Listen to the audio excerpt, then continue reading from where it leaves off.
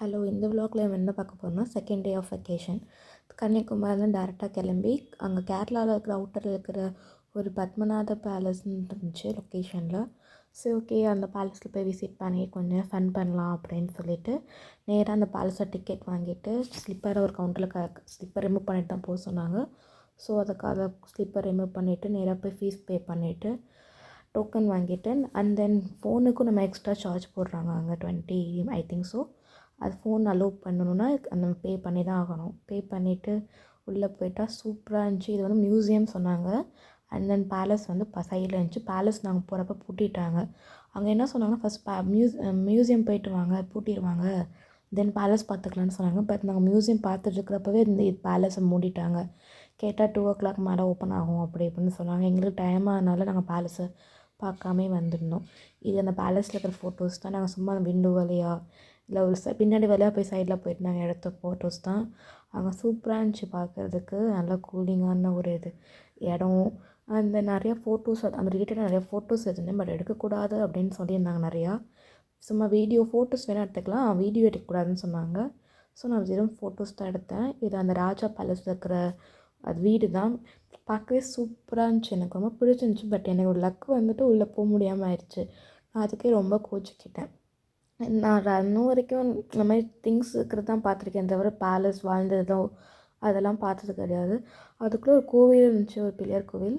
பார்த்து முடிச்சுட்டு டேரெக்டாக நாங்கள் கேரளா கிளம்பிட்டோம். கேரளா போகலாம். அங்கே பக்கத்துலேருந்து 20 கிலோமீட்டர்ஸோ 10 கிலோமீட்டர்ஸ் தான் போட்டிருந்துச்சு. சரி, ஓகே, அங்கே போகலான்னு சொல்லிட்டு பயங்கர மழை. அந்த மலையோடு தான் நாங்கள் போயிட்டுருந்தோம். போகிறப்ப எங்களால் ஓட்டக்கூட முடியல. எப்படின்னா நாங்கள் கூகுள் மேப் பார்த்து லொக்கேஷன் போட்டு தான் போனோம். திடீர்னு கூகுள் யூட்டன் எடுங்க, அது போடு, இது எடுன்னு சொல்லிட்டு நாங்கள் ரொம்ப கன்ஃபியூஸ் ஆகிட்டோம். போயிட்டு நல்லா என்ஜாய் பண்ணிவிட்டு அங்கே போய் எனக்கு என்னென்னா அங்கே புட்டும் அந்த சுண்டல் அதெல்லாம் சாப்பிடணும் அப்படிங்கிற ஆசை. போகிறப்போ இந்த விண்வெளி இருந்துச்சு. அதெல்லாம் நான் எல்லாத்தையும் பார்த்துட்டே போனேன். எனக்கு ரொம்ப பிடிச்சிருந்துச்சி அங்கே. இதெல்லாம் நான் ஸ்கூல் படிக்கிறப்போ பார்த்தது.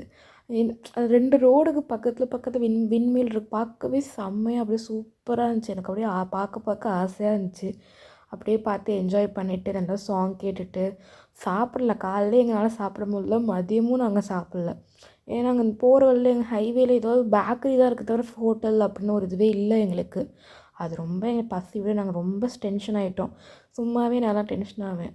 இதை பசிச்சா இன்னும் டென்ஷன் ஆவேன். அப்புறம் போய் என்ன வழி, ஒரு 7 o'clock போல் போய் பீஸா சாப்பிட்டேன். தம்பி மட்டும் கழட்டி விட்டு நானும் அம்மாவும் சாப்பிட்டுட்டு அப்புறம் சாப்பிட்டதுக்கப்புறம் போகிறப்ப எல்லாம் வரிசையாக ஹோட்டலாகவே இருக்குது. அட பாவீங்களா, நம்ம காலையிலேருந்து சாப்பிடும் போதெல்லாம் கேட்கும் போதெல்லாம் ஹோட்டல் வர மாட்டேங்குது. இப்போ ஹோட்டல் வருதுன்னு அதான் லைஃபும். நம்ம என்ன கேட்குறோமோ அது வர மாட்டேங்குது. நம்ம வேண்டாம் அப்படின்னு சொல்லி நிற்கும் போது தான் நிறையா இருக்குது. ஏன்டா இந்த கடல் இப்படி பண்ணுறாருன்னு எனக்கு தெரில. இதுதான் நம்ம லைஃப், வாட்சது இவ்வளோ தான் அப்படின்னு சொல்லிட்டு அடுத்த வ்ளாகில் நம்ம பார்க்கலாம். அடுத்து நம்ம திருச்செந்தூர் போய் என்னென்ன பண்ணுறோம் அப்படின்னு போட்டு பார்க்கலாம். Thank you, stay tune.